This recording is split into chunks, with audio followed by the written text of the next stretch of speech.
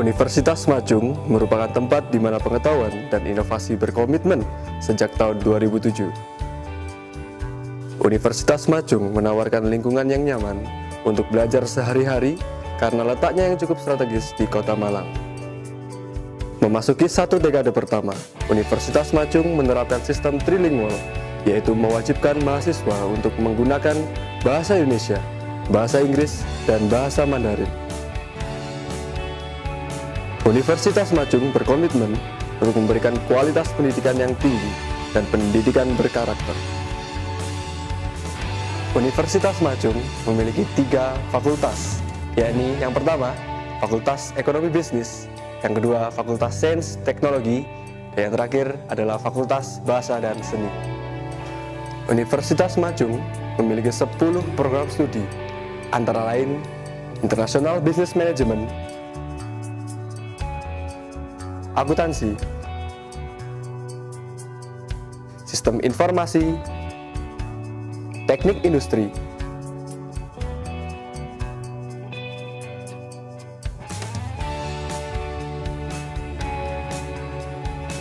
kimia,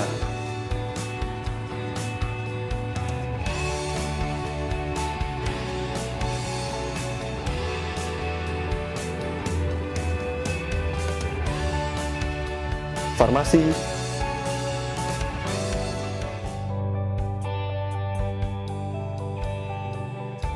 desain komunikasi visual,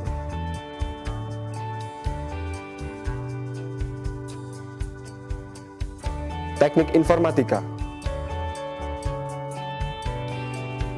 pendidikan bahasa Mandarin,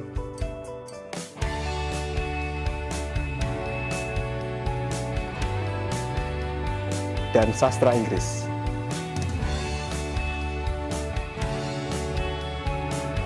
Integritas 12 nilai-nilai yang ditanamkan kepada mahasiswa, yaitu orisinal, terpercaya, gigih, kreatif, dinamis, ramah dan menyenangkan, meritokratik, profesional, bertanggung jawab, sinergi, rendah hati, citizenship.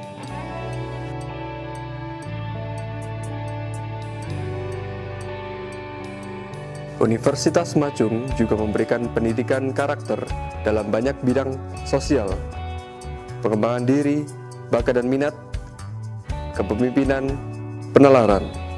Universitas Majung dalam global bekerja sama dengan beberapa perusahaan, di antaranya adalah Microsoft, Oracle, Cisco, ISEC, Danareksa, Prometric, ADGI, dan lainnya. Selain itu, Universitas Majung memiliki kegiatan untuk mahasiswanya, antara lain road track, Majung Pecinta Alam, basket, astronomi, Majung Music Club, dan lainnya. Itulah komitmen kami untuk terus mengembangkan pendidikan di Kota Malang. Universitas Majung, build a brighter tomorrow.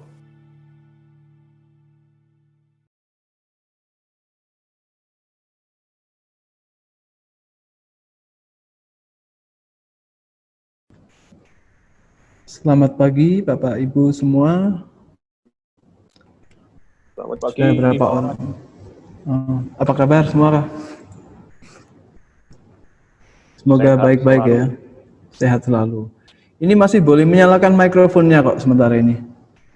Selamat datang buat rekan-rekan yang dari luar Universitas Majung. Kami ucapkan selamat datang di kampus Universitas Majung Digital ini. Kita akan lebih mengenal satu sama lain setelah ini, tapi untuk saat ini mari kita tunggu sejenak sampai semua peserta hadir dan siap mengikuti acara ini dengan tanpa harus mengulang-ulang kembali. Baik. Selamat pagi Pak Patris. Selamat pagi Pak Wawan. Pagi Pak. Kelihatan segar sekali Pak Patris. Iya, baru mandi saya Pak. Baru 5 menit yang lalu mandi. Iya.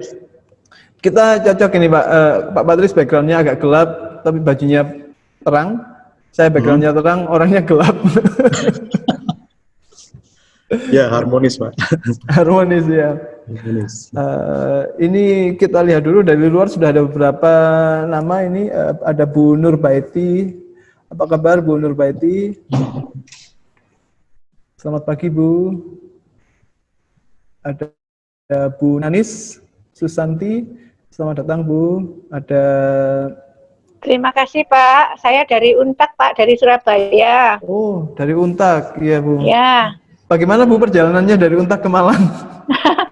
Enak sekarang lewat langit. Enak ya, lewat awan. Ya, cukup singkat.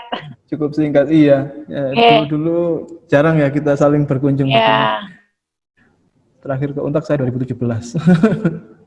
Oh, iya, terus ada Bu Melani Agustina. Oh, ini kawan kita sendiri ini dari Universitas Majung.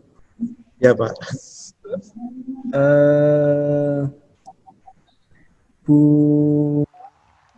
siapa ini ya? Ada Bu Santi Widyaningrum. Fotonya di Universitas Majung tapi. Ya. Ada lumayan banyak ya yang dari luar sudah hadir saat ini.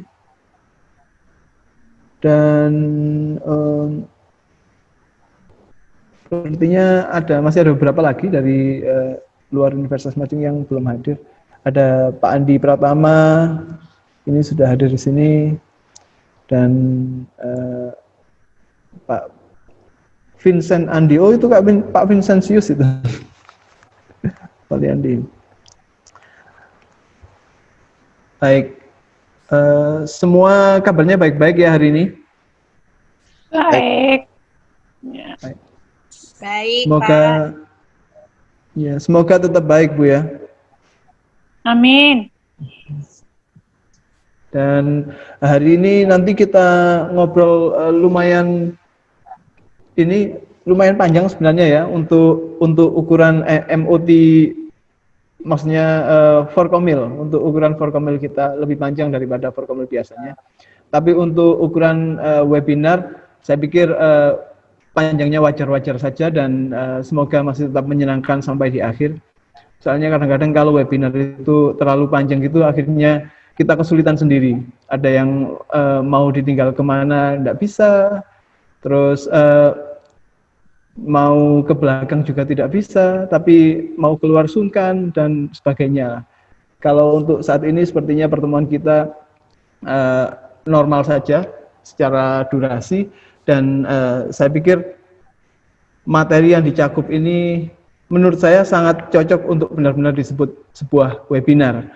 Soalnya ada materi yang terfokus di satu bidang dan lengkap mulai dari teorinya sampai contoh kasus, dan juga ada contoh aplikasinya. Jadi menurut saya bagus sekilas dari melihat PowerPoint yang telah disiapkan oleh Pak Patris. Baik, saya pikir sudah bisa dimulai ya pagi ini. Pertama-tama saya ingin mengucapkan selamat datang kepada semua hadirin yang sudah ada di sini. Dalam guyonannya Pak Patris biasanya disebut hadirin dan hadirat. Hadirin yang ada di lokasi dan hadirat yang ada di luar sana. Hadir out. Ya.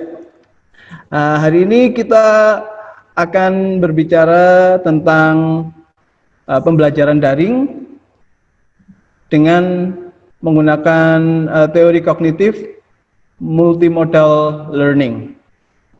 Nah, kita akan bicarakan tentang itu lebih jauh bersama Pak Patris.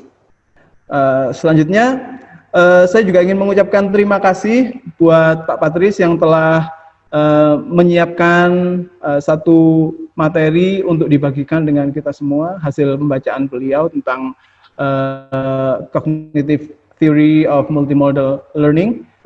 Dan juga saya ucapkan terima kasih kepada BPUU yang telah memfasilitasi kita dengan mengadakan acara ini, sehingga kita bisa berbagi pengetahuan yang ilmiah ya, karena setting acara ini disebut Forkomil ya, Forum Komunikasi Ilmiah. Sebelum saya masuk ke acara, perlu kiranya seperti tradisi kita di Universitas Majung untuk mengawali acara ini dengan berdoa. Semoga acara ini bermanfaat buat kita semua dan rekaman dari acara ini juga bermanfaat buat kawan-kawan lain yang mungkin tidak hadir saat ini yang kelak akan mendapatkan manfaatnya. Berdoa, saya persilahkan.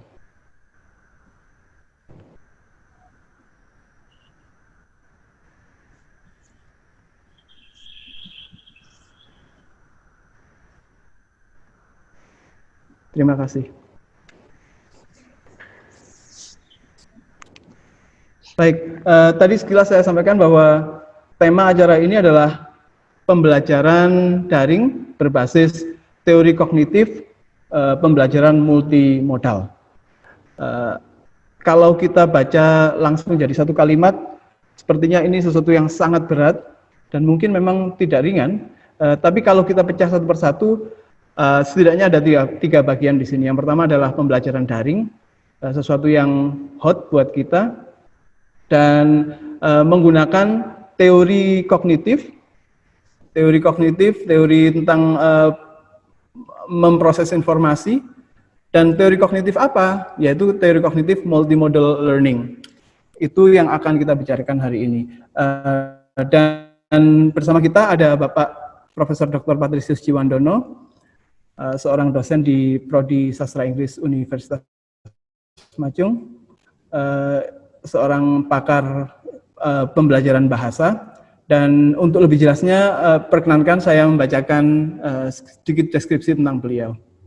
Bapak Patrisius Jiwandono dilahirkan di Malang pada tahun 67 dan beliau menyelesaikan hampir semua jenjang pendidikannya di kota ini, mulai TK sampai S3. Beliau meraih doktor di bidang pendidikan dari IKIP Malang waktu itu, IKIP Malang yaitu sekarang Universitas Negeri Malang, pada tahun 1998. Tapi sebelumnya, pada tahun 92, beliau sempat mengikuti kualifikasi diploma TESOL, yang gelarnya DPL TESOL itu, dari Victoria University di Wellington, New Zealand. Beliau mendapatkan gelar guru besar di bidang pendidikan bahasa pada tahun 2010. Tidak terlalu lama setelah beliau mulai mengajar di Universitas Majung. Dan yang rutin beliau lakukan saat ini adalah tentu mengajar, tapi selain itu menulis buku adalah juga kegiatan yang bisa dibilang rutin. Dan itu sudah dilakukan ketika masih menempuh pendidikan tinggi. Saat ini beliau sudah menerbitkan 11 judul buku, yang 2 diantaranya adalah Meneliti Itu Tidak Sulit, buku yang terbit tahun 2015, dan Master Kata-Kata Akademis, yang terbit pada tahun 2017. Saat ini beliau sedang menyelesaikan naskah buku penelitian kualitatif, itu berjudul Penelitian Kualitatif Itu Mengasyikkan, bersama koleganya Wawan Eko Yulianto, yang kebetulan adalah saya sendiri. Jadi sekalian memperkenalkan diri saya sendiri ya. Dan selain itu, saat ini Bapak Patrisius Jiwandono juga, sebelumnya Bapak Patrisius Jiwandono pernah menjadi Ketua Pusat Penelitian di Unika Widya Karya mulai tahun 1999 sampai 2003. Selanjutnya menjadi Direktur Ubaya Language Center mulai 2005 sampai 2007. Sebelum kemudian menjadi dosen di Universitas Majung dan menjadi Direktur Quality Assurance pada tahun 2008 sampai 2011.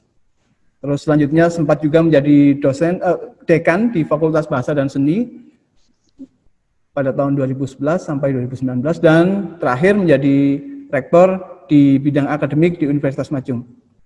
Terakhir maksudnya sampai saat ini. Tentunya masih ada prestasi-prestasi lain yang menunggu dari Pak Patris ini. Kita tunggu itu ya. Baik, selain mengajar, menulis buku, membaca buku adalah satu kegiatan yang rutin dilakukan Pak Patris, karena saya tahu karena beliau dulu pernah sangat aktif di book club, sekarang tidak aktif karena pandemi ya book clubnya, dan beliau selalu sharing tentang buku-buku baru yang terus beliau baca tanpa berhenti ya, meskipun kalau sudah dipikir mau apa lagi coba, sudah profesor, sudah wakil rektor, tapi masih tetap membaca buku dan selalu ingin berbagi tentang buku-buku yang beliau baca. Baik, untuk tidak berpanjang-panjang dan karena hadirin juga sudah banyak saat ini, mari kita berikan kesempatan buat Pak Patris untuk mungkin menyapa dulu ya, menyapa rekan-rekan semua di sini dan selanjutnya untuk menyampaikan berbaginya, sharingnya tentang pembelajaran daring dengan menggunakan teori kognitif multimodal learning. Pak Patris, saya persilakan. Ya, terima kasih Pak Wawan. Rekan-rekan sekalian, selamat pagi. Ini saya nyaris melakukan kebiasaan kalau saya ngobrol di channel YouTube saya. Kalau di channel YouTube saya akan mengatakan selamat tersesat di channel saya, tapi saya berjanji akan menyesatkan Anda ke jalan yang benar. Ya. Tapi karena ini bukan channel YouTube, maka saya ucapkan selamat pagi. Terima kasih atas kedatangannya. Terima kasih Pak Wawan sudah mengantarkan saya ke sesi ini. Selamat datang kepada para rekan dari luar Universitas Majung dan juga rekan-rekan dari Universitas Majung. Pada pagi hari ini saya akan berbicara tentang satu hal yang tadi Pak Wawan bilang cukup berat. Ya. Tapi nanti ya saya jamin setelah selesai acara itu barangkali rekan-rekan akan mengatakan, oh ternyata cuma gitu doang ya. Ya cuma namanya aja yang berat, tapi ternyata setelah ditelisik, setelah dikaji ternyata ya cuma gitu doang. Tapi sekalipun mungkin ada yang berkomentar loh kok cuma gitu doang. Nah ternyata setidaknya pengalaman saya pribadi itu menunjukkan bahwa banyak dari antara kita yang belum memahami sepenuhnya bagaimana mengajar secara daring dengan efektif. Dan untuk itu pagi ini saya sekedar berbagi ide, gagasan yang sudah saya baca sebelumnya, sudah saya cerna sebelumnya, yang namanya adalah Cognitive Multimodal Learning. Ya. Nah, saya akan mengawali presentasi saya pada pagi hari ini dengan satu cerita. Cerita itu tentang saya sendiri. Beberapa bulan yang lalu, saya kebetulan mengikuti atau tidak sengaja melihat salah satu videonya Elon Musk. Tahu Elon Musk ya? Elon Musk yang punya Tesla, yang punya SpaceX. Ya, nanti kita akan bersama-sama dengan Elon Musk ke Mars ya. Ya, Elon Musk ini, nah salah satu stafnya atau mungkin salah satu penggemarnya itu menyajikan satu video yang isinya adalah penjelasan dari Elon Musk tentang bagaimana atau 5 langkah untuk membuat sebuah perusahaan roket. Ya, 5 langkah untuk membuat sebuah perusahaan roket yang tentunya saya tertarik. Ya, siapa tahu kan setelah pensiun jadi profesor saya bisa ya mendirikan perusahaan roket gitu ya. Jadi saya mengikuti video itu yang durasinya sekitar 20-30 menit. Ya.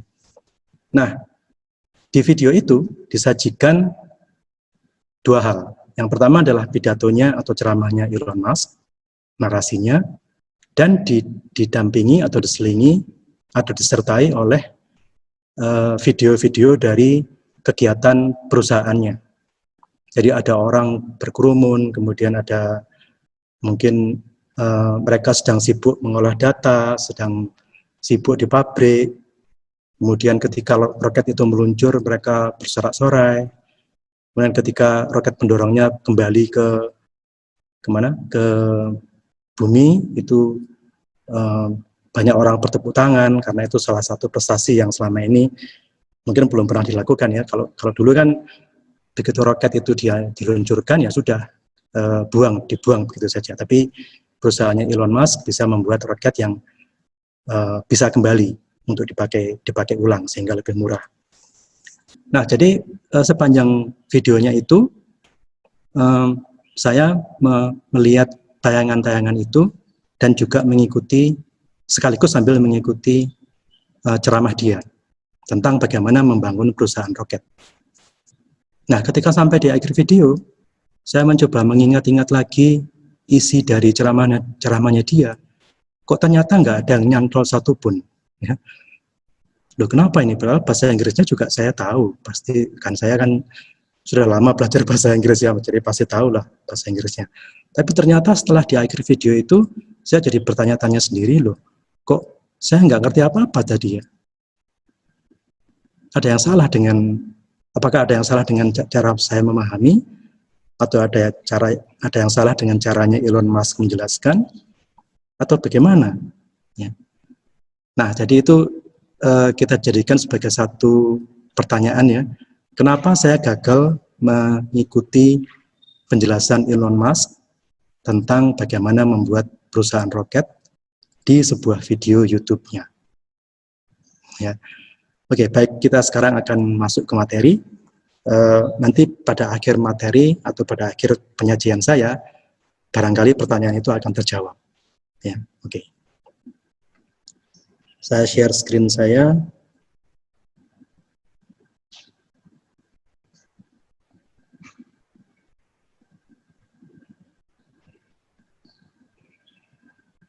Nah, bisa dilihat ya. Ya, jadi pembelajaran yang tadi dikatakan Cognitive Theory of Multimedia Learning itu kalau diterjemahkan menjadi pembelajaran berbasis kognitif multimedia. Ya.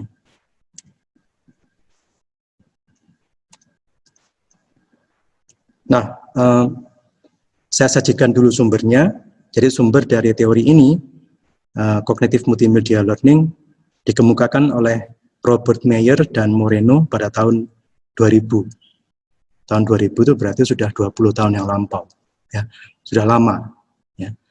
Mungkin pada saat itu belum terasa gaungnya.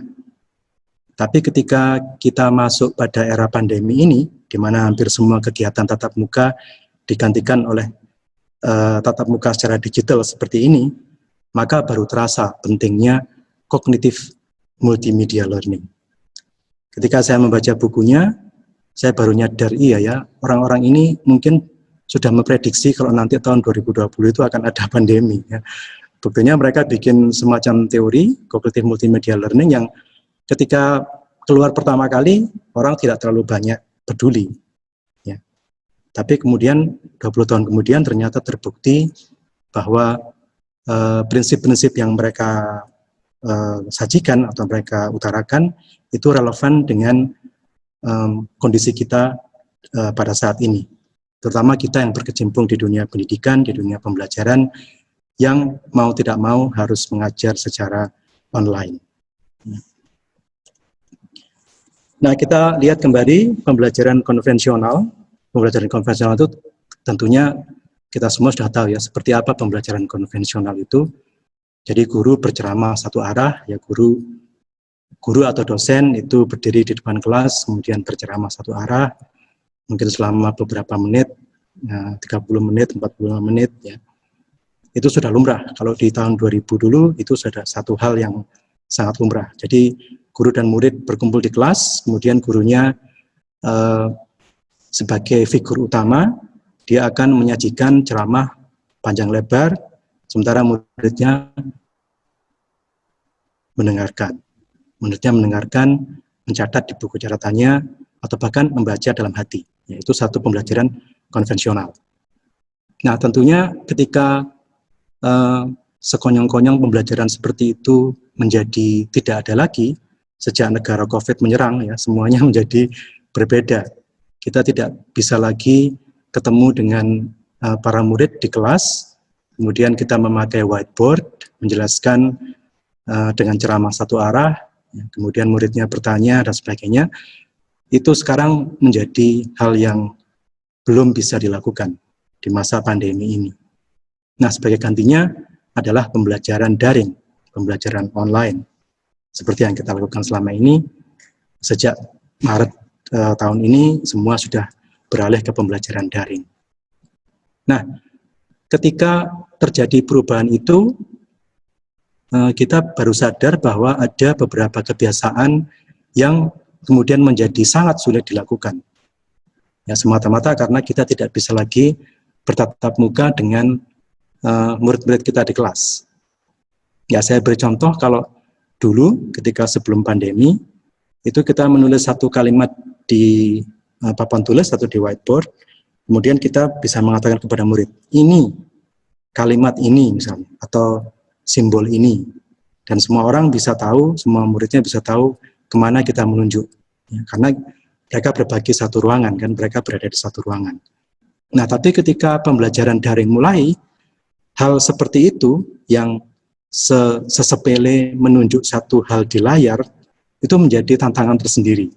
Ya, tidak semua dosen atau tidak semua guru bisa memakai atau bisa dengan terampil menggunakan piranti-piranti digital untuk bisa menggunakan atau melakukan hal sesepele itu. Menunjuk pada satu item, pada satu objek di papan, di screen. Ya. Nah, itu satu hal. Tentunya masih banyak lagi dimensi-dimensi yang hilang ketika kita harus mengajar secara daring. Nah, salah satunya yang relevan dengan CML, kita sebut CML saja ya, Cognitive Multimedia Learning, yang relevan dengan CML adalah bagaimana cara kita menjelaskan materi kepada para siswa. Ya. Jadi saya tulis di sini, di zaman pembelajaran daring, teknik pembelajaran pun ternyata harus disesuaikan. Ya, dan CML adalah salah satu jawabannya. Ya, tentunya mungkin masih banyak ilmu atau prinsip yang bisa kita cermati juga, tapi CML di sini saya merasa sebagai satu jawaban yang bisa kita rujuk untuk melancarkan pembelajaran daring kita. Ya. Oke, jadi itu adalah sekedar latar belakang bagaimana dulu kita berinteraksi dengan murid dengan sangat gampang, ternyata setelah kita tidak lagi bisa berbagi satu ruang, kita harus terpisah, ruangannya terpisah dan hanya disatukan oleh jaringan internet. Nah, itu ceritanya menjadi lain. Ya. Dan untuk itulah peran CML atau Cognitive Multimedia Learning itu menjadi layak dipertimbangkan, setidaknya layak untuk dipertimbangkan. Ya. Nah, Cognitive Multimedia Learning itu berpijak pada satu prinsip yang sederhana, namanya Dual Coding Principle. Ya, Dual Coding Principle.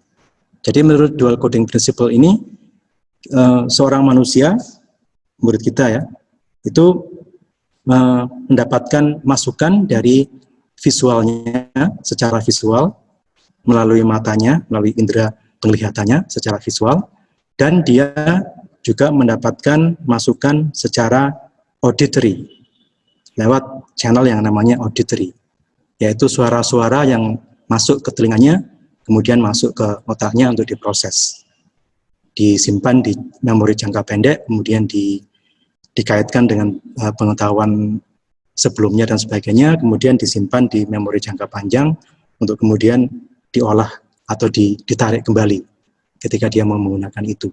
Ya. Jadi prinsipnya dual coding principle meyakini bahwa ada dua sarana atau dua jalan masuk bagi seorang manusia untuk memahami informasi. Yang pertama adalah lewat visual, secara indera penglihatan, lewat matanya. Kemudian yang kedua adalah auditory, melalui telinganya, melalui suara-suara yang dia cerna atau dia dapat dari telinganya.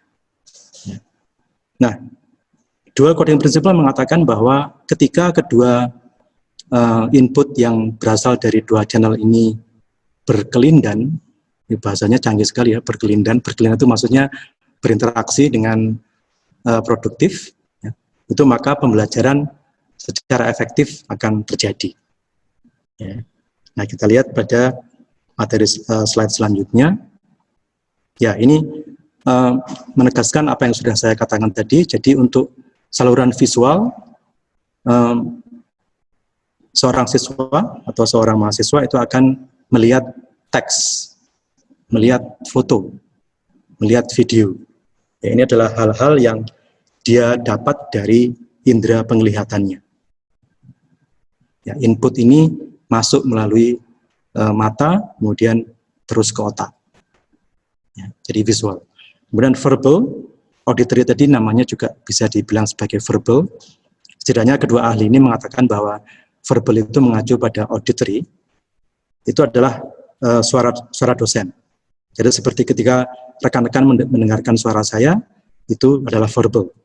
Ya, narasi saya ini adalah suara yang kemudian masuk ke telinga rekan-rekan dan diproses oleh otak. Ya, jadi ketika mahasiswa kita mendengarkan suara kita sebagai dosen atau gurunya, atau mendengarkan suara videonya, maka itu adalah masukan verbal. Ya, dan seperti saya katakan tadi, dalam dual coding principle, input visual maupun input verbal saling berkombinasi untuk kemudian menciptakan pemahaman yang relatif utuh di benak seorang siswa atau seorang mahasiswa. Ya. Nah, teori CML itu punya beberapa prinsip, bukan beberapa ya, ada 12 prinsip, banyak sekali ya. Niru-niru Macung itu. Macung itu punya 12 nilai, CML juga ikut-ikutan punya 12 prinsip gitu ya. Ya, ada 12 prinsip CML, tapi tidak akan saya bahas semuanya. Akan saya ambil beberapa prinsip yang relevan dengan apa yang kita lakukan sehari-hari dalam kegiatan pembelajaran daring. Nah, yang pertama adalah spatial contiguity. Spatial contiguity, kalau kita baca kedua kata ini, mungkin langsung bisa diraba maknanya apa. Jadi, teks dan gambar yang kita sedang jelaskan itu tentunya harus saling berdekatan. Ya, nampaknya ini suatu prinsip yang orang bilang ya mesti aja seperti itu gitu ya. Sudah jelas gitu ya. Kalau kita menyajikan teks di slide pertama, kemudian gambarnya di slide kelima itu ya bikin pusing siswanya ya kan, karena teks dan gambarnya tidak saling berdekatan. Jadi teks dan gambar yang kita sedang jelaskan itu harus berdekatan supaya memenuhi prinsip spatial contiguity. Ya. Kemudian yang kedua adalah temporal contiguity, yaitu teks dan gambar yang sedang kita terangkan itu disajikan dalam waktu yang sama. Disajikan dalam waktu yang sama atau setidaknya berurutan. Jadi setelah ada semacam gambar, semacam visualisasi, kemudian langsung diikuti oleh teksnya. Dan tidak kemudian ada gambar, kemudian teksnya menyusul 10 menit kemudian. Ya, ini bikin bingung yang belajar ya kan. Jadi harus temporal contiguity, itu artinya teks dan gambar yang sedang dijelaskan itu hendaknya terjadi atau diletakkan dalam waktu yang sama atau waktu yang berurutan. Ya. Kemudian prinsip yang ketiga adalah modality. Modality meyakini bahwa gambar dan teks itu dipahami lebih baik jika ada narasi lisannya. Nah ini yang baru ya. Mungkin beberapa rekan, termasuk saya sendiri dulu pernah mengira bahwa kalau kita menjelaskan sesuatu kepada mahasiswa, ya sudahlah kita bikin slide, kemudian sudah ditayangkan gitu aja biar mereka baca sendiri. Nah ternyata CML mengatakan yang seperti itu tidak membantu pemahaman. Ya, yang seperti itu membuat pemahaman menjadi terhambat, menjadi tidak efektif. Akan efektif kalau apa? Kalau ada narasi lisannya. Jadi kalau ada suara kita yang turut menjelaskan gambar dan teks yang hadir di slide PPT itu. Ya. Jadi menurut prinsip modality, gambar dan teks itu akan lebih bisa dipahami kalau ada narasi lisannya. Nah ini saya cerita lagi pengalaman saya menjelajah YouTube. Ya, suatu ketika saya sedang belajar bagaimana mengedit video dengan Camtasia. Kemudian saya temukan satu video, di sana cuma disajikan, video itu cuma menyajikan layar, kemudian ada anak panah bergerak-gerak begitu, plus ada latar belakang musiknya. Ya. Jadi saya mencoba memahami instruksi seperti itu sulit sekali. Ini maksudnya bagaimana mengedit video dengan Camtasia itu dengan cuma gambar yang disajikan di layar tanpa suara sama sekali, tanpa narasi sama sekali, cuma anak panah bergerak ke sana kemari. Tidak efektif. Ya. Itu ya saya tidak heran ketika video itu dislike oleh ribuan orang. Mungkin mereka merasa kesal, ini video tidak bisa dipahami ya, cuman uraian tayangan gambar, tayangan video, tidak ada narasinya sama sekali. Ya. Jadi ini mungkin untuk rekan-rekan yang mungkin punya hobi mengunggah video di YouTube, itu apapun yang Anda sajikan di sana itu sebaiknya disampaikan dengan narasi Anda. Ya, suara Anda itu indah kok. Ya, jadi patut untuk dipamerkan atau disajikan dengan video Anda. Ya. Oke, itu adalah modality. Kemudian saya teruskan, ini masih 3 ya. Jadi saya bilang 12, masih kurang banyak rupanya ya. Nah, redundancy. Prinsip ini mengatakan atau percaya bahwa belajar itu lebih baik dari grafis dan narasi daripada dari grafis saja dan on-screen text. Nah, sekali lagi ini menunjukkan keunggulan narasi ketika menjelaskan suatu topik. Jadi belajar itu akan lebih baik, akan lebih efektif ketika kita menyajikan grafis dan narasi kita. Mahasiswa atau siswa akan lebih mudah memahaminya daripada kalau hanya grafis dan kita tambahi penjelasan secara tertulis di teks. Ya memang mungkin mahasiswanya masih bisa memahami, tapi akan lebih baik, pemahamannya akan lebih sempurna, akan lebih utuh kalau itu disertai dengan narasi kita.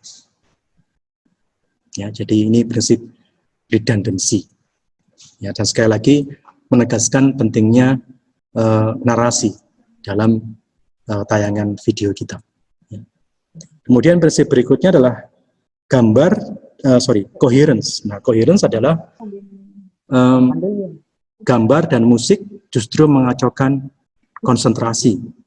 Nah, ini apakah ada rekan-rekan di sini yang termasuk milenial atau generasi Z mungkin?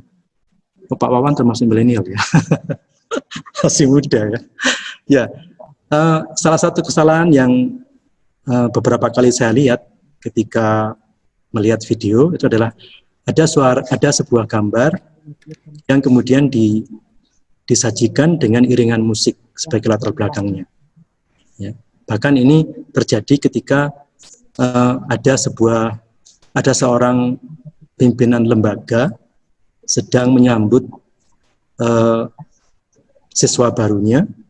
Ya tentunya kan itu kan suasana yang khidmat ya kan. Suasana itu mestinya khidmat karena yang ngomong adalah pimpinan lembaga ya. Tapi videonya itu diselingi dengan alunan musik di latar belakang. Ya sampai heran ini piye karepe ini.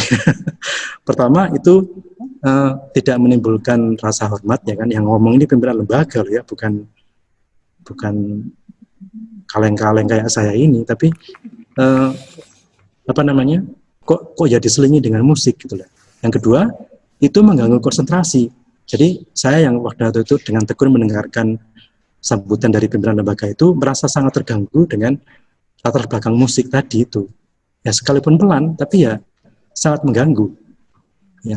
Ya kita bisa bayangkan lah, misalnya kita sedang mendengarkan sambutan atau mendengarkan pidato Pak Jokowi. Nah, pidato Pak Jokowi itu kemudian disajikan dengan iringan musik hip hop di latar belakangnya. Bisa dibayangkan betapa hancurnya suasananya waktu itu ya. Ya bukan cuma itu berarti seperti kurang hormat, tapi juga mengacaukan orang yang sedang mendengarkan pidato itu.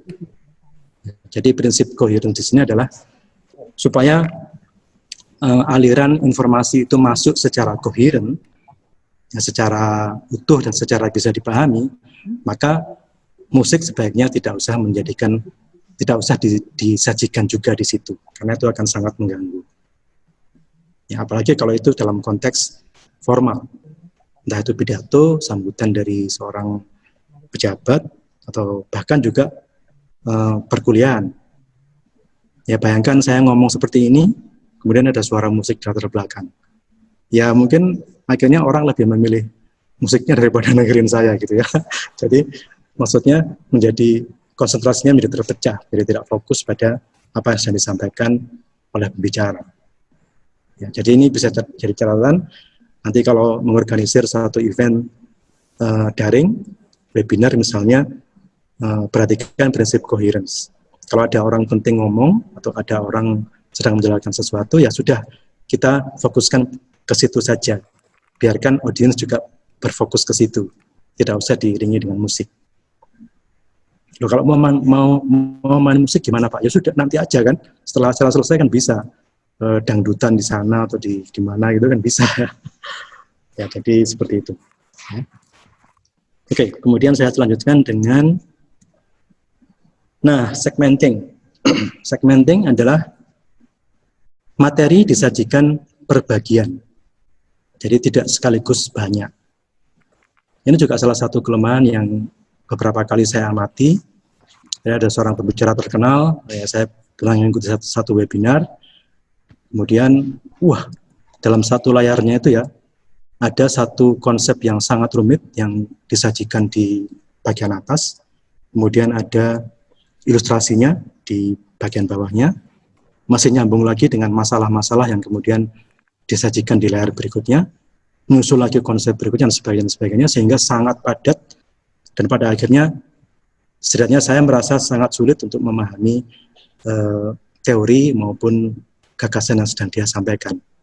Kenapa? Ya karena semuanya disajikan secara sekaligus, langsung dalam satu kali tayangan, langsung ngomong konsep, kemudian perbedaannya, sejarahnya mungkin, kemudian perbedaannya dengan konsep lain, kemudian menyusul lagi konsep yang berikutnya. Yang mendengarkan itu bisa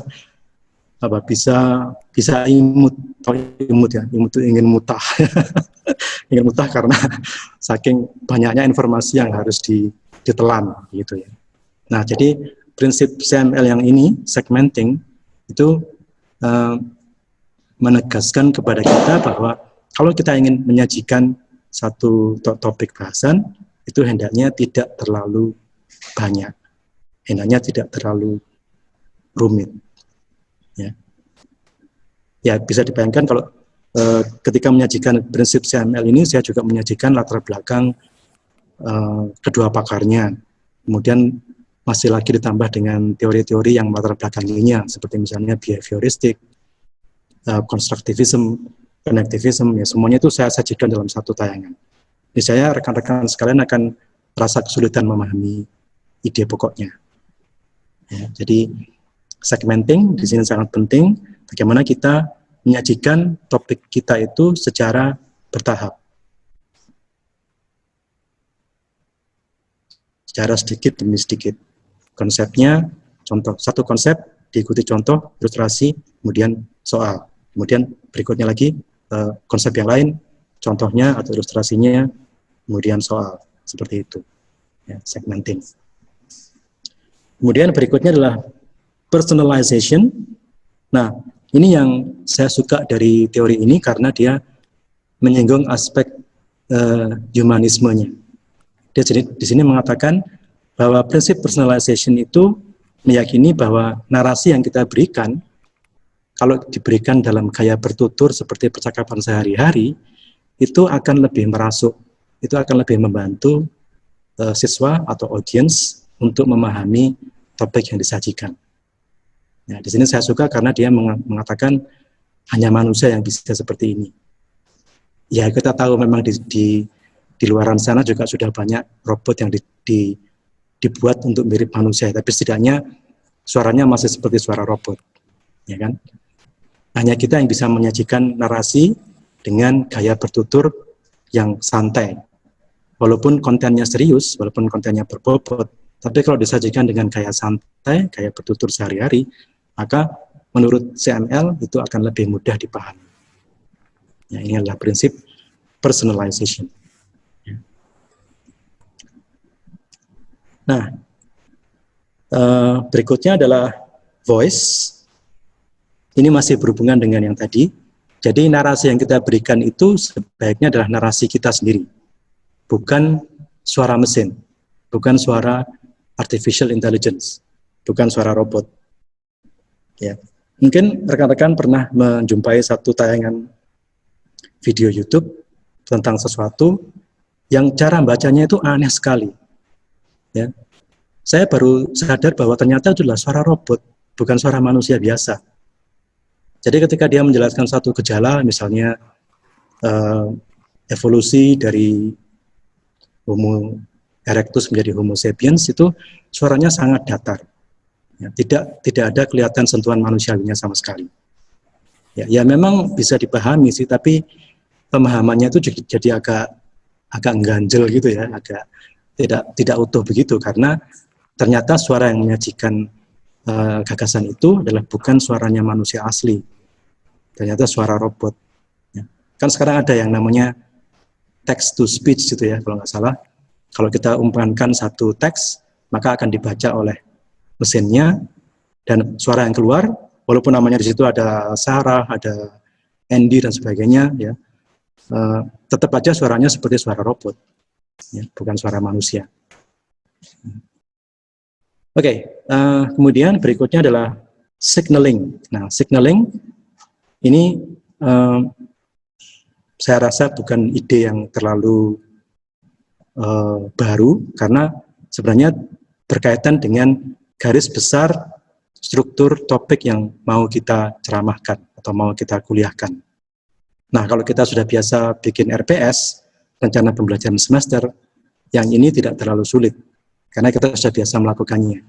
Jadi maksudnya, ketika kita mau menyajikan sebuah pembelajaran daring, itu kita beritahukan kepada para siswa garis besar topik yang akan dibahas, atau struktur topik yang mau dibahas. Jadi mulai dari pendahuluan, kemudian ada latihan, kemudian setelah itu masuk ke konsep pertama, konsep kedua, quiz, ya, kemudian group work dan sebagainya. Itu ada strukturnya, dan kalau struktur itu diberikan kepada para mahasiswa, maka mereka akan lebih mudah memahami kontennya. Ketika kontennya diberikan, itu mereka sudah bisa di benaknya sudah punya kaitan-kaitan tertentu yang mereka bisa gunakan untuk memahami konten itu secara lebih mudah. Ya. Itu namanya signaling. Ya, jadi saya katakan tadi, tidak semua prinsip CML di sini saya berikan, tapi setidaknya saya sudah menyajikan beberapa prinsip yang relevan, yang bisa kita butuhkan, bisa kita terapkan di dalam pembelajaran daring. Ya. Nah, berikutnya adalah bagaimana kita memantapkan penjelasan. Ya. Sekali lagi, seperti sudah saya katakan tadi, penjelasan tanpa tatap muka itu rawan menjadi tidak jelas. Penjelasan yang tidak jelas, ya. Jadi karena kita tidak bisa bertatap muka dengan para murid kita di satu kelas, ya seperti sebelum pandemi terjadi, itu maka penjelasan kita itu menjadi rawan tidak mudah dipahami oleh siswa-siswa kita. Karena kita tidak lagi bisa berbagi satu ruangan, ya. Dan tadi sudah saya katakan bahwa untuk menunjuk satu hal saja memerlukan upaya yang besar, ya. Dan intinya ketika pembelajaran dilakukan tanpa tatap muka, itu rawan menjadi tidak jelas. Nah, penjelasan itu dapat dimantapkan dengan menambahkan kata-kata ekstra untuk inti penjelasannya. Maksudnya bagaimana? Maksudnya adalah ketika kita menyebutkan atau membaca satu konsep, itu kita sebaiknya memberikan kata-kata inti di sekitar konsep itu. Sedemikian sehingga konsep itu menjadi crystal clear, kalau kata orang Inggris, menjadi sangat jelas di benak mahasiswa. Dalam ilmu pembelajaran itu disebut protect the message. Protect the message itu artinya pesan yang mau disampaikan itu harus diproteksi sedemikian rupa sehingga dia sampai dengan utuh di benak sang mahasiswa. Bagaimana caranya protect the message? Ya, dengan mengatakan kata-kata yang membantu tadi, dengan menambahkan kata-kata ekstra tadi. Kemudian juga kita penting juga untuk menggunakan gaya bahasa percakapan. Tadi sudah saya katakan bahwa salah satu prinsip di CML percaya bahwa ketika kita menjelaskan sesuatu dengan gaya bahasa percakapan, maka itu akan lebih mudah dipahami. Ya. Nah, saya berikan contohnya. Ya.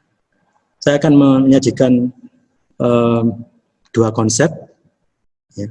Silakan rekan-rekan perasakan pemahaman yang terjadi. Oke, ini adalah konsep pertama. Bentar. Ya, nominalisasi adalah pengubahan suatu entitas atau konsep menjadi sebuah kata benda. Suatu pernyataan berupa kata benda menyeratkan bahwa benda itu ada atau eksis, dan benak manusia mau tak mau harus menerimanya. Ini disebut presuposisi eksistensial. Oke, itu konsep yang pertama. Sekarang saya jelaskan konsep yang kedua dengan cara yang lain. Nah, konsep yang akan saya jelaskan adalah tentang design features. Apa itu design features? Design features tak lain tak bukan adalah perbedaan antara komunikasi manusia dengan komunikasi hewan. Ya, jadi ternyata kita itu berbeda.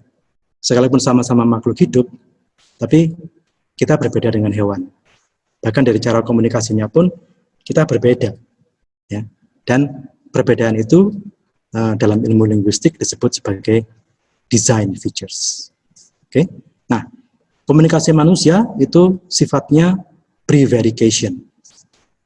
Ya, apa artinya? Prevarication artinya mampu menyatakan kebenaran atau kebohongan. Ya, jadi manusia itu sifatnya dia bisa membuat kata-katanya itu suatu kata-kata yang bohong atau kata-kata yang memang benar, yang jujur. Ya, hanya manusia yang bisa melakukan seperti itu.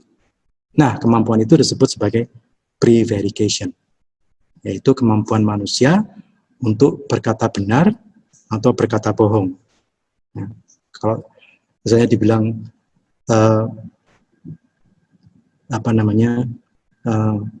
kamu tadi ke sini naik apa? Nah, karena saya gengsi, saya bisa bilang, oh saya naik mobil saya sendiri. Padahal sebenarnya saya naik taksi. Nah, itu saya bohong, ya kan? Itu hanya manusia yang bisa seperti itu. Sejauh yang saya tahu, monyet tidak bisa mengatakan seperti itu. Ya, memang saya belum pernah jadi monyet ya, tapi seandainya saya jadi monyet, itu saya tidak akan bisa mengatakan, kamu tadi makan apa? Oh, saya makan kacang, padahal tadi sebenarnya saya nyolong pisang. Saya tidak bisa seperti itu. Ya, jadi hewan tidak mampu berbohong, tapi hanya manusia yang mampu berbohong, dan kemampuan itu disebut sebagai prevarication. Nah, yang kedua, komunikasi manusia juga bersifat displacement. Nah, apa itu displacement? Displacement adalah berbicara tentang hal di masa depan atau di masa lampau dan di tempat yang tidak di sini. Ya, misalnya kalau Anda ketemu dengan seorang teman di Matos pada hari Minggu, pada sebuah hari Minggu, kemudian dalam percakapan itu Anda berbincang-bincang tentang liburan Anda ke Bali tahun lalu. Ya. Jadi sesuatu yang Anda bincangkan itu tidak di Matos dan tidak di hari Minggu, tapi di Bali, di tempat yang lain, dan tahun lalu. Ya. Di tempat dan waktu yang berbeda. Nah, hanya manusia yang bisa mengatakan seperti itu. Sekali lagi, saya belum pernah menjadi monyet, tapi seandainya saya menjadi monyet, rasanya juga saya tidak akan ngomong kepada monyet lainnya, kemarin saya itu webinar loh sama BPU di Macung, itu tidak bisa seperti itu. Ya, artinya, ya kalau monyet paling juga mengatakan, awas ada singa, ya, atau di situ ada makanan, nah seperti itu. Nah, design features itu terdiri dari intinya adalah perbedaan antara komunikasi manusia dengan komunikasi hewan. Ya, salah satunya adalah prevarication, kemampuan untuk berbicara bohong atau berbicara benar, dan displacement, berbicara tentang satu hal di masa yang tidak sekarang dan di tempat yang tidak di sini. Nah, Oke, jadi itu dua contoh. Ya, tadi saya menjelaskan nominalisasi di contoh pertama, dan design features contoh kedua. Nah, kalau rekan-rekan bisa merasakan itu yang yang terasa lebih mudah dipahami adalah yang kedua. Kenapa? Ya karena saya memprotect the message, ya, saya menyajikan kata-kata yang selain daripada yang ada di layar itu dengan kata-kata lain, dengan kata-kata tambahan, dengan kata-kata pendukung, sedemikian sehingga Anda paham benar prevarication dan displacement. Kemudian tambahan yang lain, saya menyajikannya dengan gaya bertutur, bahkan juga dengan selingan humor di sana-sini. Ya.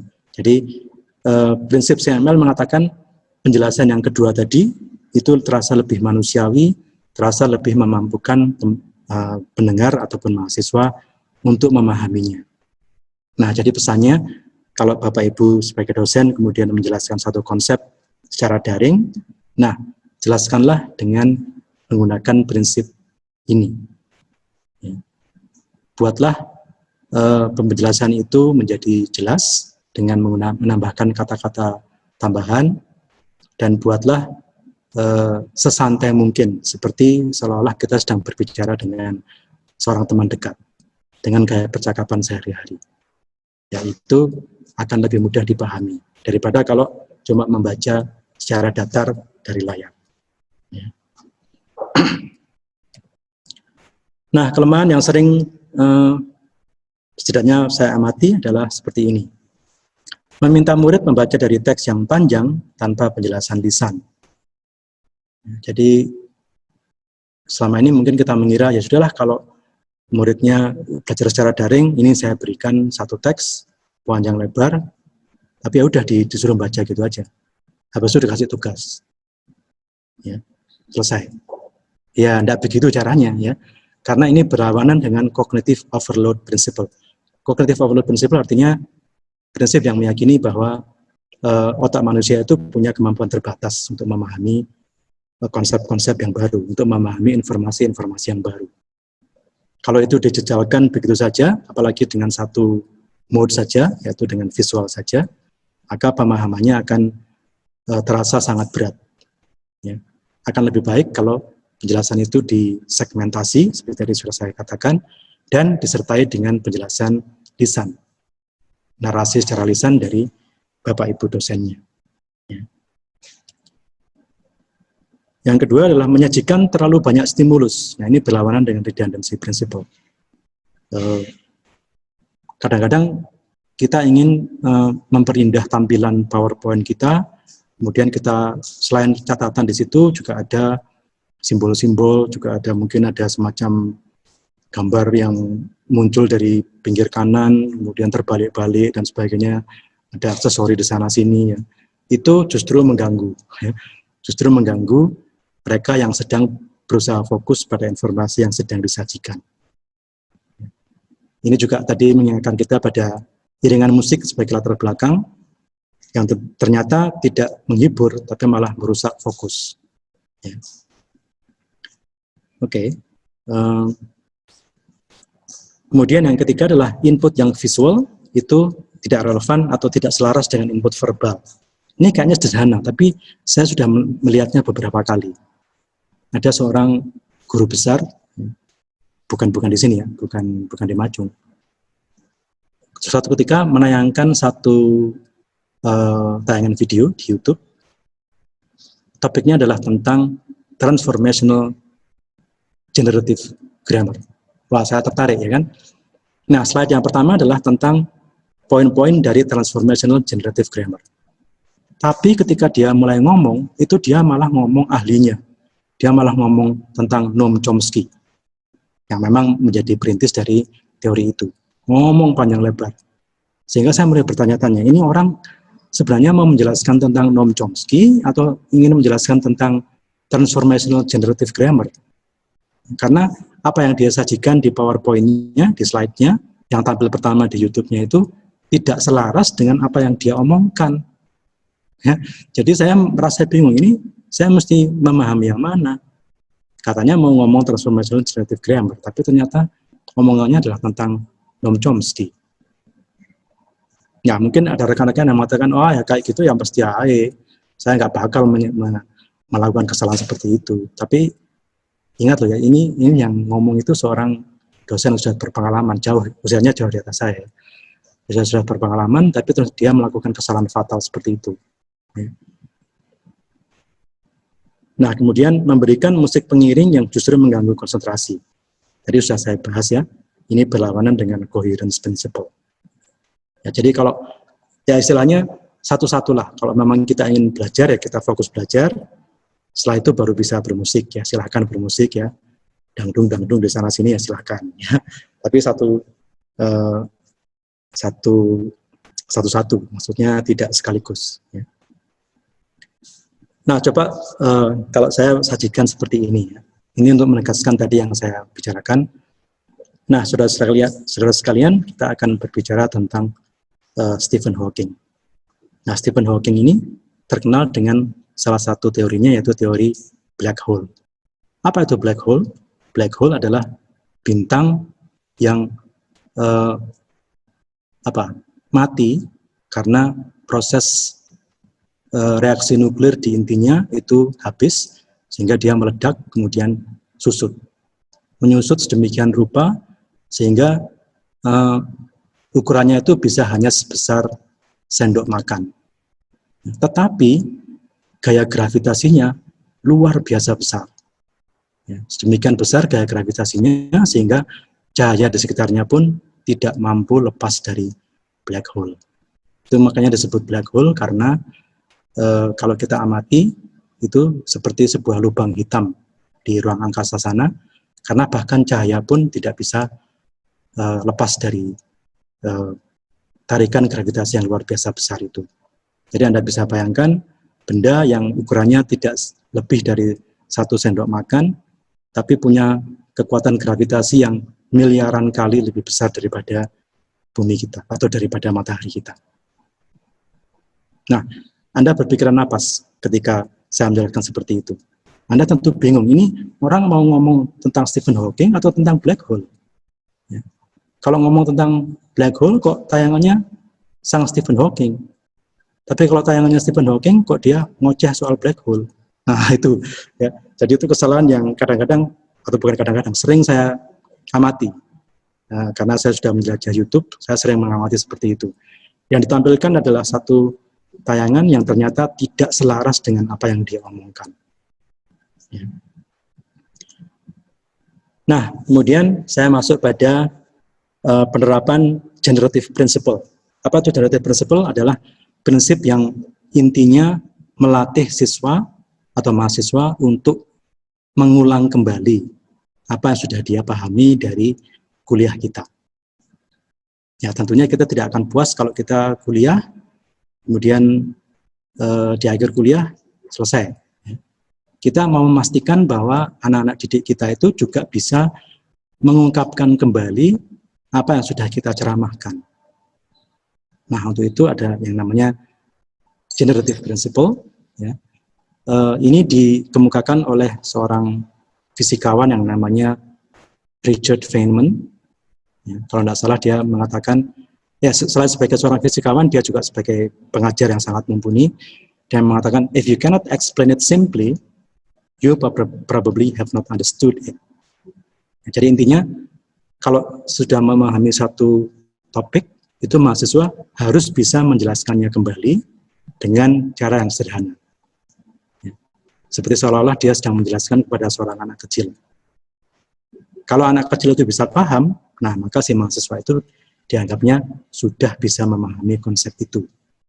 Tapi kalau ternyata si anak kecil itu malah bingung karena konsepnya kocar-kacir ke sana kemari, bulat ke sana kemari, tidak karuan ujungnya, nah itu berarti si mahasiswa tadi sebenarnya belum paham konsep yang tadi dia dengar dari dosennya. Nah, secara praktisnya kita bisa meminta mahasiswa untuk menjelaskan topik yang baru kita ceramahkan kepada dirinya sendiri. Kemudian kita juga bisa menjelaskan topik yang kita juga bisa memintanya untuk menjelaskan topik yang baru dia dapat dari kita itu kepada teman dekatnya. Ya, karena ini pembelajaran daring, maka ya kepada teman yang berada di dalam koneksi yang sama gitu ya. Tapi intinya adalah ketika kita melaksanakan generative principle, itu kita sedang meminta mahasiswa untuk mengulang kembali apa yang sudah dia dengar dari ceramah kita, dan kalau pengulangan itu efektif, ya, maka yang diceramai ya, itu bisa paham. Ya. Saya selalu melakukan ini di kelas-kelas yang saya ajar ketika sebelum pandemi. Jadi setelah saya berceramah panjang lebar, saya bilang kepada mahasiswa saya, oke, sekarang kamu jelaskan konsep saya tadi itu kepada teman di sebelahmu. Nah, ternyata berhasil. Mereka kemudian sibuk sendiri ngomong dengan temannya, menjelaskan konsep yang tadi sudah saya uraikan. Dan itu membantu pemahaman mereka. Itu membuat mereka lebih paham akan materi yang sudah mereka cerna dari dosennya. Ya. Nah, itu bisa menjadi salah satu teknik yang bisa kita gunakan ya Bapak Ibu dosen untuk memastikan bahwa mahasiswa kita itu mengerti apa yang kita ceramahkan. Ya, saya kira itu akhir dari perbincangan saya. Terima kasih sudah sabar mendengarkan. Saya kembalikan kepada Pak Wawan. Terima kasih Pak Patris atas penjelasannya. Gambarnya masih Stephen Hawking di sini. Tidak apa-apa, kita semua cinta Stephen Hawking. Ya, yang disampaikan Pak Patris barusan ini berarti lebih banyak di wilayah teori dasarnya CML itu Pak ya, dengan 12 prinsipnya yang untuk kesempatan ini dibahas 9 ya, 9 yang paling relevan untuk pembelajaran daring. Dan dalam aplikasinya sendiri, sebagaimana yang disampaikan Pak Patris tadi, ada 2 hal yang perlu dicatat, yaitu memantapkan penjelasannya. Memantapkan penjelasannya dengan cara apa? Dengan menyadari bahwa penjelasan dengan tatap muka, tanpa tatap muka itu berpotensi untuk menjadi pentidakjelasan. Ya. Dan yang kedua adalah perlunya kata-kata tambahan untuk membuat penjelasan itu semakin jelas, dan itu dilakukan dengan bahasa yang conversational ya, yang percakapan, bukan bahasa teks yang tertulis dan bisa dibilang minim efektif ya. Kalau dalam bahasa tulis kan efektivitas itu bagus, tapi kalau dalam bahasa lisan atau menyampaikan penjelasan, efektivitas itu akhirnya hanya menjadi kekurang jelasan pada akhirnya. Baik, saya hubungkan kembali Pak ya dengan pembuka tadi, anekdot pembuka tentang melihat video Elon Musk dan tidak memahami isinya tadi. Apa itu karena video yang disampaikan dengan ceramahnya Elon Musk itu tidak benar-benar berhubungan begitu Pak ya? Atau mereka menampilkan 2 hal yang berbeda. Elon Musk dengan gaya bicaranya yang erratik sama gerak-gerak ke sini sama di sela-sela, dan videonya yang menceritakan tentang produksi di SpaceX itu ya. Ya, terima kasih Pak Wawan sudah mengingatkan saya untuk berbicara tentang cerita tadi ya. Ya, jadi itu apa yang dikatakan Pak Wawan benar. Jadi tayangan yang disajikan di video itu ternyata tidak selaras dengan apa yang dia ceramahkan. Videonya berbicara tentang hebohnya membuat roket gitu ya, sorak-sorai stafnya, roketnya sendiri perjalanannya bagaimana, tapi itu tidak selaras dengan apa yang dia omongkan, sehingga saya lebih tertarik pada videonya, tidak memperhatikan narasinya, sehingga ketika di akhir video itu saya bertanya-tanya, loh, aku kok nggak ngerti apa-apa ya. Jadi ternyata itu ya, dia atau pembuat video itu mungkin belum membaca Cognitive Theory of Multimodal Learning sehingga melakukan kesalahan seperti itu. Ya. Baik. Atau mungkin ini pembuat videonya ini orang yang percaya tentang three ring circus itu ya, membuat 3 hal secara bersamaan dengan harapan bahwa kalau pemirsanya nggak memperhatikan pidatonya, paling tidak dari videonya dapat sesuatu begitu. Iya, memang Pak. Tapi kan intinya itu kan pada penjelasannya si Elon Musk tadi. Betul Pak. Baik Pak Patris, ya, ini ada pertanyaan Pak dari Pak Sutam. Pertanyaan pertama. Oh iya, saya juga mengundang Bapak Ibu semua untuk menyiapkan pertanyaannya. Silahkan untuk lebih enaknya menyampaikan pertanyaannya di chat ya. Baik, saya bacakan dulu dari Pak Sutam ini. Ini pertanyaan yang mengajak diskusi nih Pak. Jadi pertama begini pertanyaannya. Mohon maaf Pak. Ya, dimulai dengan mohon maaf. Oke. Coherence dalam pembelajaran sangat dibutuhkan. Dengan menggunakan teknik Dodge, karena pembelajaran beda dengan sambutan, seperti yang dicontohkan Pak Patris tadi. Terus selanjutnya diberikan contohnya. Nah, bagaimana ini menurut Pak Patris? Di sini Pak Sultan menyatakan bahwa coherence itu penting dalam pembelajaran dengan menggunakan teknik Dodge. Saya sendiri kurang paham ya teknik Dodge ini seperti apa. Tapi argumen lainnya adalah bahwa pembelajaran itu beda dengan pemberian sambutan. Ya, saya memang terus terang belum membaca tentang teknik itu, Pak Sutam. Kalau memang Pak Sutam punya wawasan yang lebih tentang itu, mungkin bisa di-sharingkan juga kepada kita ya. Tapi terima kasih sudah menyajikan, terutama itu ada tautan ke salah satu hasil risetnya. Ya, ya kan kita kan berada dalam satu forum yang namanya sharing forum. Yang ini bukan one way lecture, apalagi ini bukan indoktrinasi pasti ya. Jadi kita terbuka sekali terhadap gagasan-gagasan baru yang mungkin rekan-rekan juga sudah tahu, mungkin tahunya lebih banyak daripada saya. Dan untuk itu saya sangat terbuka terhadap wawasan tambahan yang bisa kita baca bersama, kita bahas bersama, dan mungkin nanti bisa kita terapkan bersama dan bisa kita petik hasilnya secara bersama-sama.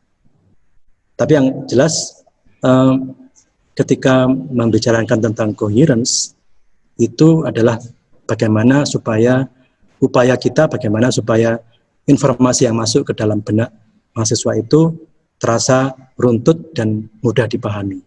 Nah, supaya runtut dan mudah dipahami itu kita upayakan distraksinya minim sekali.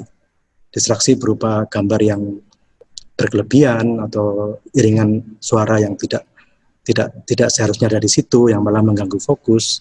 Nah, itu kemudian menjadikan prinsip coherence menjadi penting. Gitu Pak Sultan. Terima kasih. Terima kasih Pak Patris buat penjelasannya. Saya masih mengundang rekan-rekan yang lain untuk menyampaikan pertanyaannya. Yang ingin sambil menunggu yang lain ya, saya ingin menanyakan juga ke Pak Patris. Perihal musik ini satu hal yang penting, tapi dan sangat menarik buat saya karena mungkin saya sendiri termasuk orang yang lebih memilih musik untuk menyertai belajar daripada tidak gitu ya. Tapi itu soal lain. Saya ingin bicara tentang ini Pak. Di contoh atau penguatan untuk gagasan ini yang disampaikan oleh Pak Patris ini kan lebih banyak berupa satu upaya oleh pengajar untuk melakukan hal-hal lain yang akhirnya membuat penjelasannya itu semakin lebih baik. Tapi untuk melakukan itu, saya lihat di contoh ini tidak membutuhkan keterlibatan sarana multimedia lainnya selain ya tentu saja komputer, kamera yang memungkinkan video conference itu.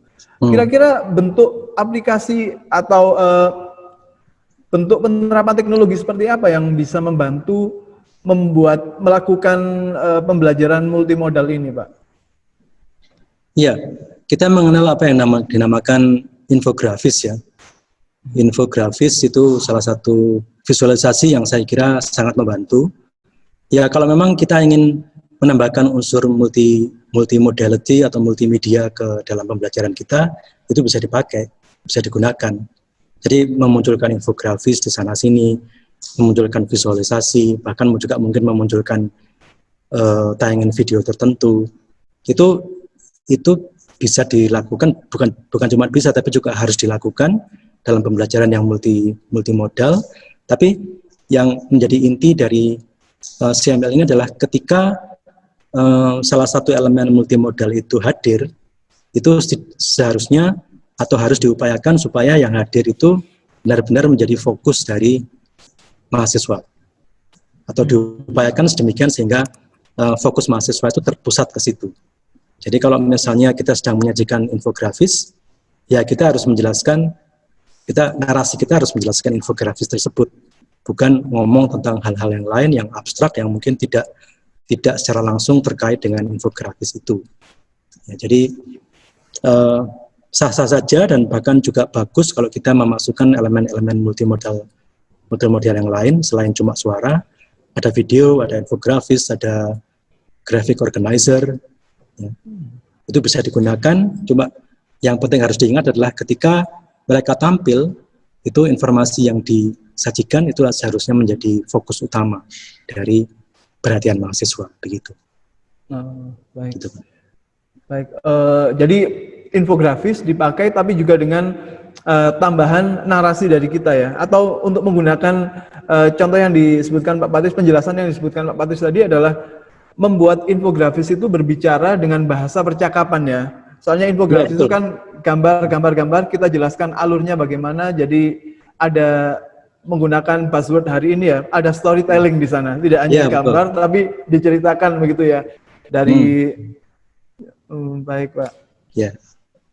Iya, seperti gambar Stephen Hawking tadi itu dari bawah dijelaskan pada tahun 19 sekian dia lahir. Terus tahun 19 sekian dia melakukan ini, dan pada tahun 2015 hidupnya dijadikan film begitu ya. Dan itu ditunjukkan begitu ya. Ditunjukkan, ya betul. Seharusnya memang nggak cuma disajikan tapi juga dinarasikan dengan gaya percakapan yang sehari-hari tadi gitu Pak. Ya. Baik Pak Patris. Oh ya, ini ada beberapa pertanyaan lagi Pak Patris. Yang pertama dari Pak Onu Sukaton. Pak Patris, apabila stimulus pembelajaran disampaikan secara auditori saja, misalnya untuk podcast, bagaimana menurut Pak Patris efektivitasnya?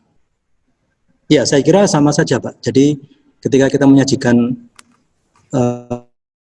satu narasi, dan narasi itu hanya cuma suara saja, itu akan pemahaman yang tercapai itu akan lebih sedikit terasa lebih kurang daripada kalau ketika podcast itu diiringi dengan visualisasi.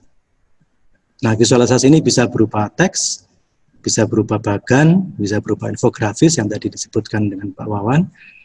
Yang jelas kalau kita cuma mencantumkan atau cuma memasukkan elemen suara saja lewat podcast, ya masih bisa dipahami, tapi pemahamannya akan lebih utuh kalau narasi suara itu juga disertai dengan teks, karena itulah yang kemudian dicerna oleh siswa lewat visualnya, lewat indera penglihatannya. Ya, jadi intinya tadi selaras dengan dual coding principle tadi, efektif informasi yang disampaikan akan sangat dipahami dengan efektif kalau disajikan secara visual dan secara verbal. Kalau cuma podcast, itu kan berarti cuma verbal ya, cuma auditory saja yang main, tapi visualnya tidak ada sama sekali. Jadi ya pemahamannya saya duga pasti akan kurang kalau dibandingkan dengan ketika dia juga melihat teksnya, melihat visualisasinya, asalkan visualisasi itu selaras ya, seiring dengan narasi yang kita sampaikan lewat podcast. Gitu Pak. Baik. Terima kasih Pak Patris. Apa ini? Ya, ini ada komentar pertanyaan lagi. Dari Pak Dan. Terima kasih Pak Patris untuk ilmunya yang bergizi. Juga moderatornya yang keren. Terima kasih. Waduh, kalau yang terakhir itu yang paling benar. Susah ini. Baik, dari Bu Nani Susanti ada sharing ini yang sangat relevan dengan penjelasan Pak Patris barusan. Skill mahasiswa untuk membaca juga masih rendah. Misalnya membaca di PPT yang dilakukan karena terpaksa ya.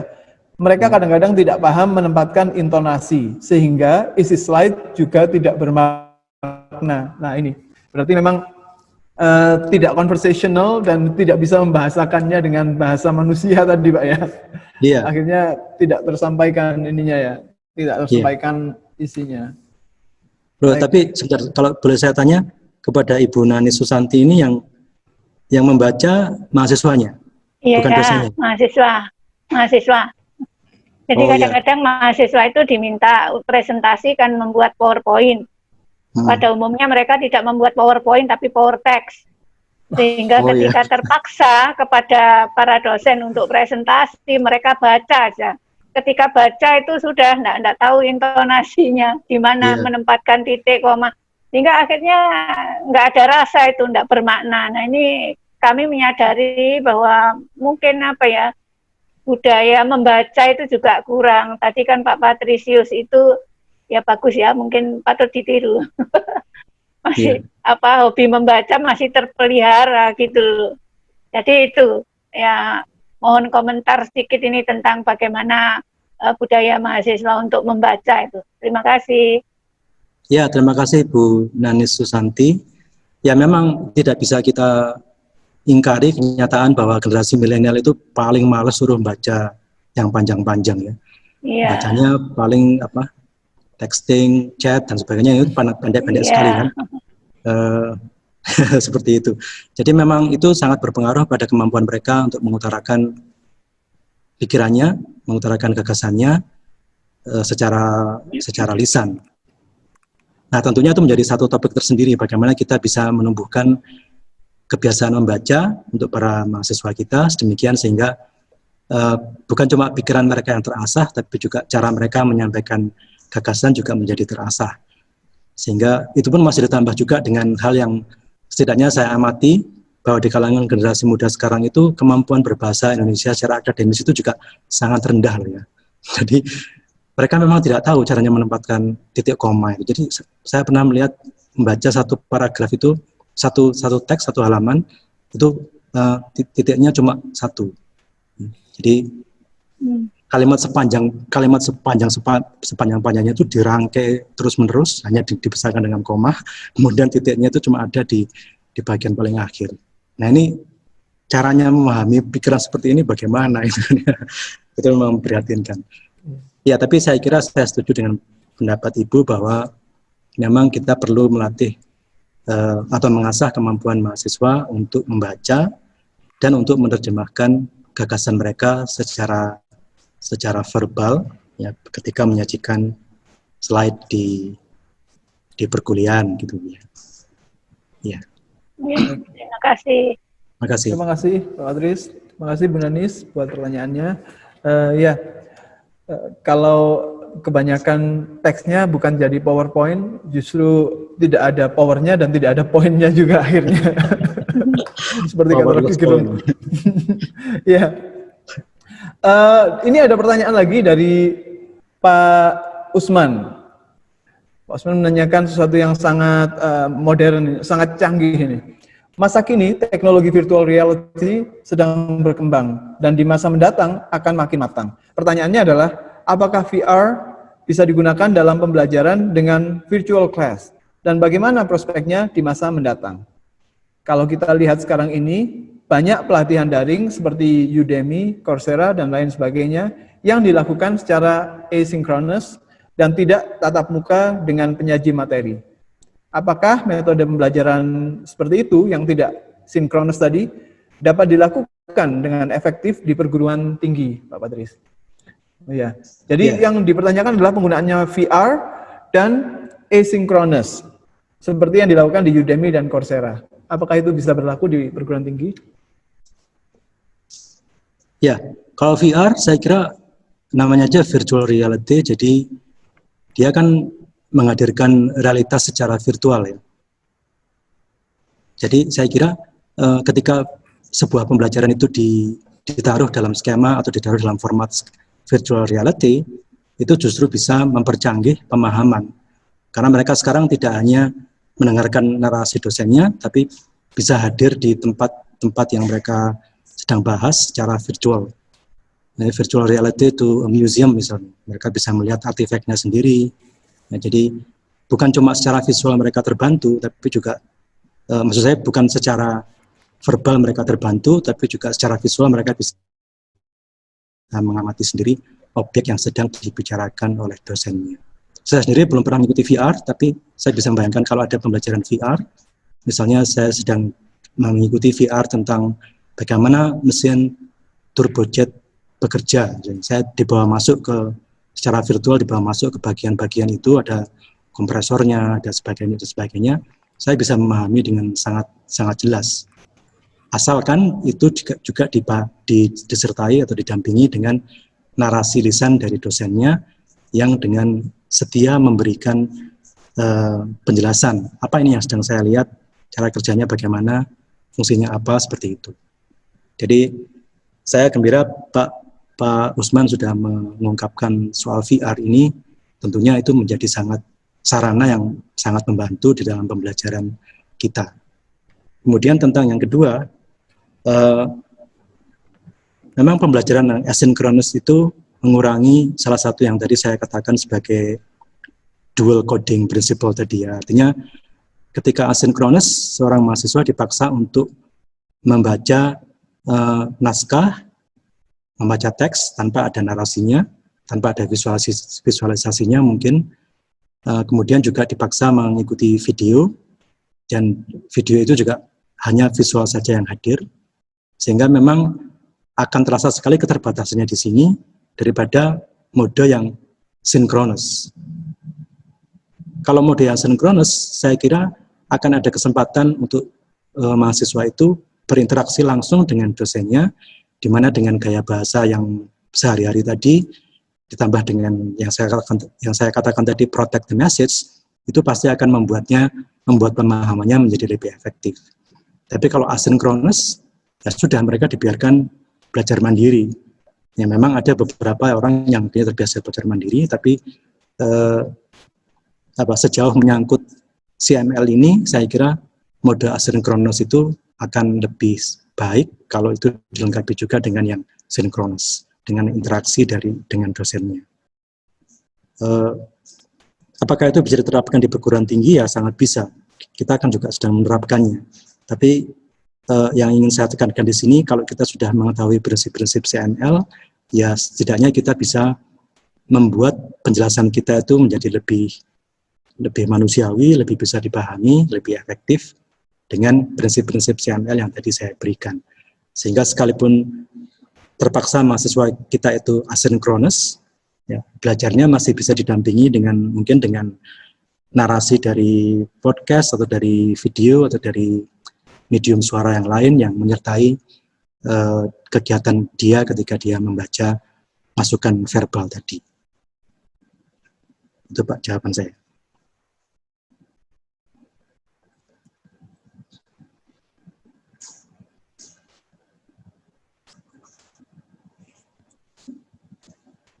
Kok nggak dengar suaranya?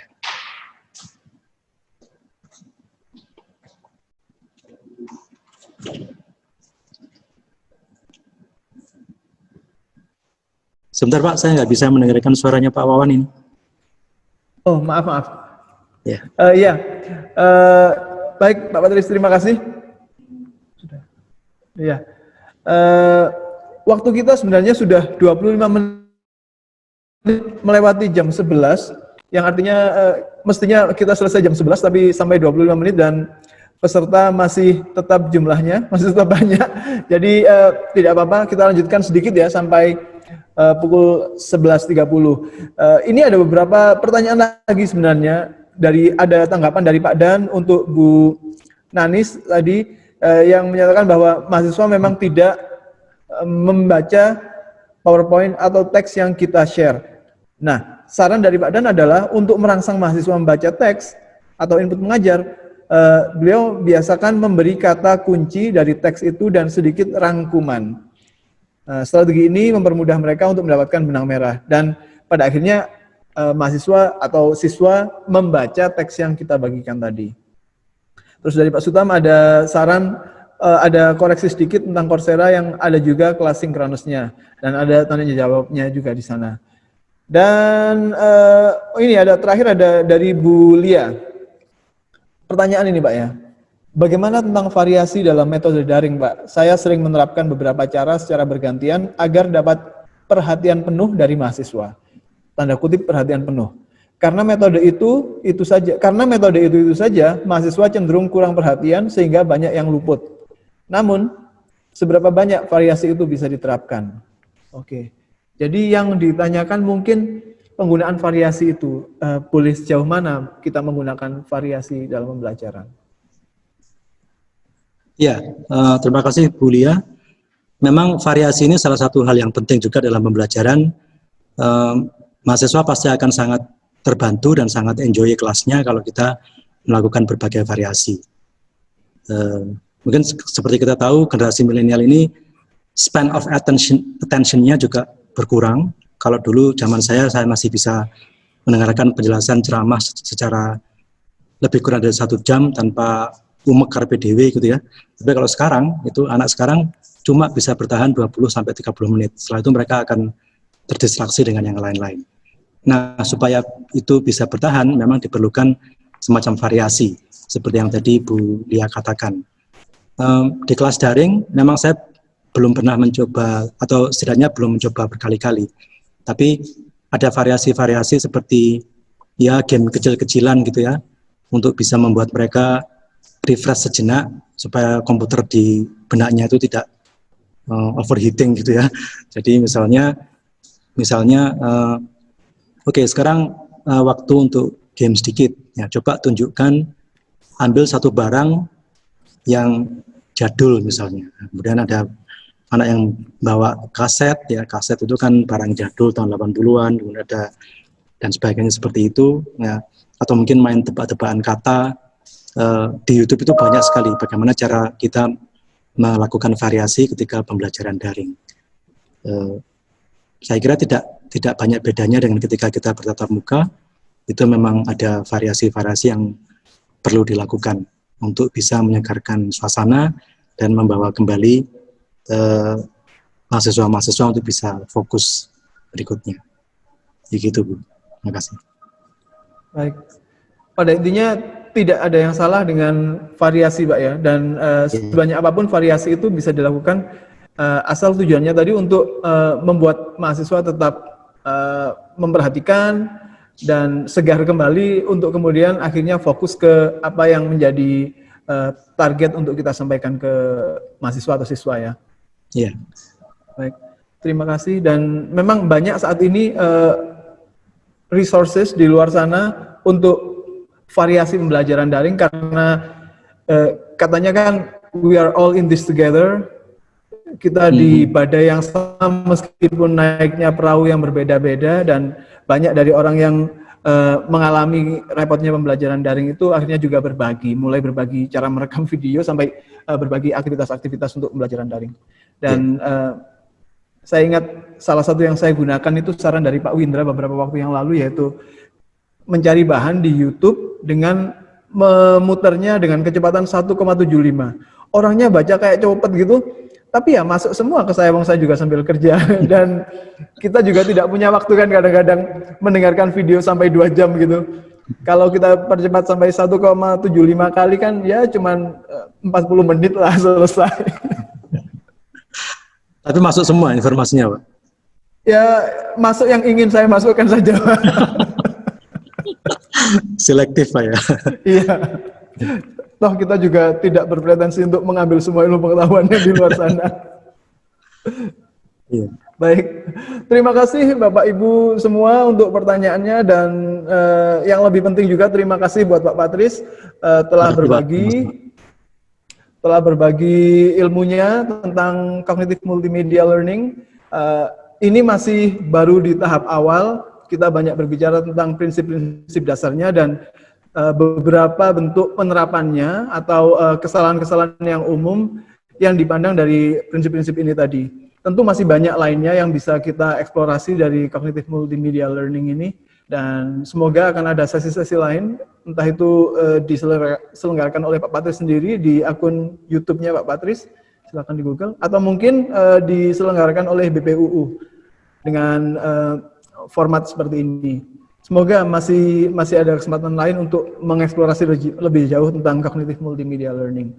Dan yang juga mungkin ya memantik rasa ingin tahu kita adalah, bagi saya ini membuat saya bertanya-tanya tentang kemungkinan penerapan cognitive multimedia learning ini untuk orang-orang berkebutuhan fisik khusus, misalnya untuk tunanetra, untuk tunarungu yang tidak bisa menggunakan visual atau menggunakan auditori.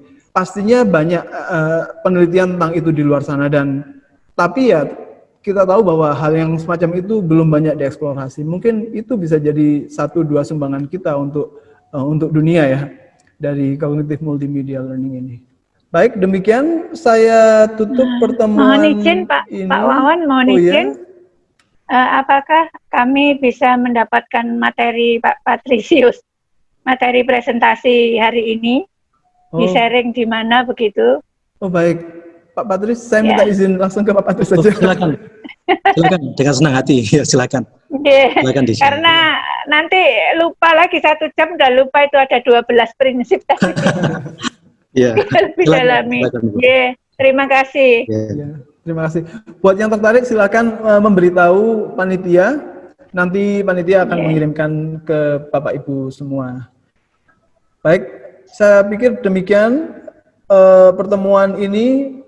Terima kasih semua atas kehadirannya. Terima kasih Pak Patris untuk berbagi ilmunya. Dan terima kasih rekan-rekan yang sudah menyampaikan pertanyaan dan saran-sarannya. Tadi ada saran dari Pak Sutam bahwa kita bisa punya akun full Canva dengan menggunakan email Universitas Majung, itu perlu dicatat.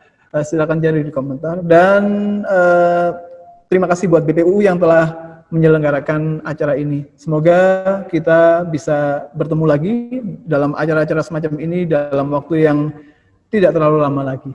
Demikian.